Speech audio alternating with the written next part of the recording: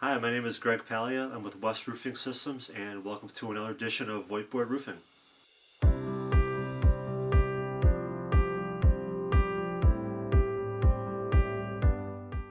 In today's episode, we're going to talk about spray foam over metal roofing, everything you need to know. So the most common questions that people have, they have metal roofs, they don't want to rip it off and put a new metal one on there, so they're looking for alternatives. If that's you, then this is a good video for you. So the first question is, what is spray foam? It's a one-to-one mixture of two highly reactive chemicals that get heated, pressurized, transported through hoses up onto a roof, and what comes out is a fluid applied mist, kind of goes onto your roof, and it'll cure and expand about 1 inch to 2 inches depending on R value and slopage. And yeah, that's the foam product. It's very strong, 50 to 60 psi compression strength, and it's a seamless fluid applied system, so there's no fasteners, adhesives. It's great around curbs, with metal roofs with a lot of existing screws and fasteners and plates and all that. Like, it covers everything, so it'll cover everything. Even if it's a little microscopic pinhole that happened on a metal roof, like, it'll cover all those things and be a completely seamless roofing system. So can it be installed over a metal roof? Yep, it can. Been doing them for 40 years now. A lot of humongous roofs, smaller roofs, but it can definitely go over a metal roof, and it doesn't even need a cover board in most cases. It adheres perfectly. It has tenacious adhesion capabilities with metal roofs. So another benefit is you don't most likely need to install a cover board on it. You just go right over the metal as is. So why do metal roof owners choose spray foam? Well, the first thing is no tear off. We'll remove the areas that are rusted, or there's places that have wet insulation. We'll remove those first and then put a foam roof on there. But that's completely different than tearing off the entire metal roof, paying to transport all those materials to a landfill, and then putting a new metal roof on there. It's just way less labor intensive. Just keep what you have on there. Keep the good areas. Only replace the wet and bad areas, and then foam everything over that. Another benefit is R value. So that's the how restrictive a material can resist heat flow. And you have a hot chemical plant that's constantly running AC. You want to keep that AC in there and not let it escape through the roof. It has an R value of 6.5 per inch of thickness, which is more than per inch of thickness than any other roofing insulation out there.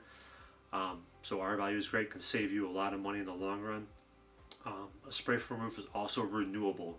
So say you get a 20-year warranty on a foam roof, that usually means 30 mils of coating go over top of that. And the coating thickness is what determines warranty. So after 20 years, that 30 mils might be down to 5 to 8, somewhere around there.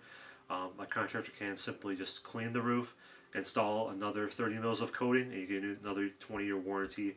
The spray foam doesn't lose any R value or performance over that time, and you get a brand new warranty. And the last benefit is it's seamless. So most leaks happen at the seams on a roof, whether it goes up to a curb, up to a skylight, on the perimeter, by a drain, etc. Anytime there are seams there, those can pull apart, rip apart, etc. But when a roof is completely seamless, it just takes away any installer error or applicator error when installing any other type of roofing system. People ask, how much does a spray foam roof cost? Great question.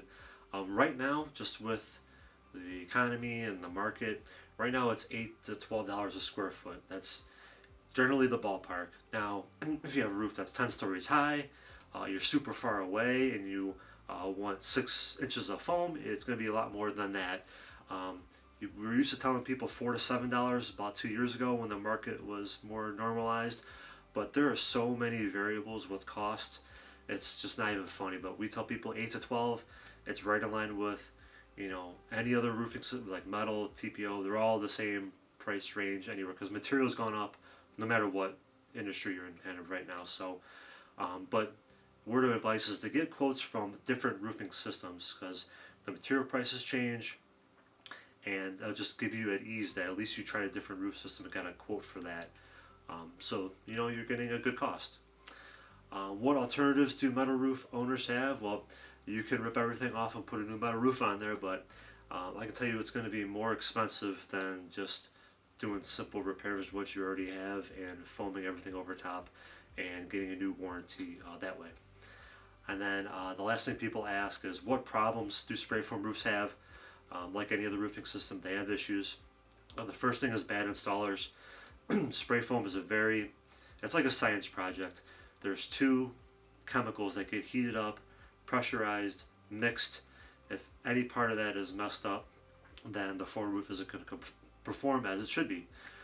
So make sure you work with a spray foam company that's been around for a long time, can give you a list of clients where they've done roofs 10, 20 years ago that are still working great today. So definitely don't pick somebody new that might not know the chemistry of how foam works. And the second thing is wind. Sometimes it's so windy you can't spray foam at all. But it's very lightweight because it's fluid applied. It could get taken onto undesirable assets, such as windows in cars. But spray foam contractors will use a booth to negate that. And then the last problem is limited installation window. Foam needs to be at least 50 degrees and rising for the chemical reaction to perform right, so that the roof performs right. So definitely can't do foam over a metal roof in the wintertime, especially here in Ohio. So that's really it for today. I know that was a lot to digest. For anything more on all these points I talked about today, there's a link to the blog post in the description below. But I hope you learned at least one thing new today, and I'll see you next time. Thank you.